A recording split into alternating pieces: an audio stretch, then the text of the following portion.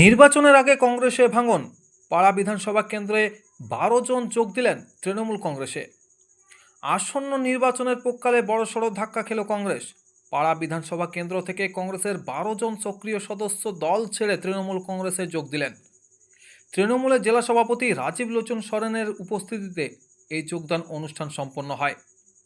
রাজনৈতিক মহলে এই ঘটনাকে কংগ্রেসের সংগঠনের দুর্বলতা এবং তৃণমূলের শক্তি বৃদ্ধি বলেই মনে করা হচ্ছে।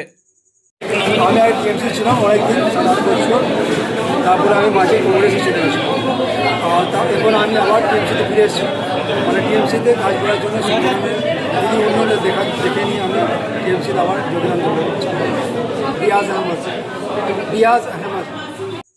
রাজীব লোচন সরেন এই প্রসঙ্গে বলেন, মানুষ আজ উন্নয়নের পাশে আছে, আর সেই কারণেই তৃণমূলের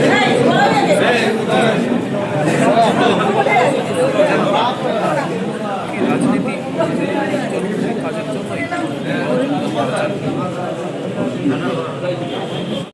যোগদান করবে আমাদের দলে। এরা সূচনাটা শুরু করা। আজকে কতজন যোগদান করেছে? রিয়াজ আহমেদের সাথে 12 জন। কি মনে হচ্ছে নির্বাচনের পূর্বে এই যোগদান কতটা তাৎপর্যপূর্ণ বলে মনে করছে? সে তাৎপর্য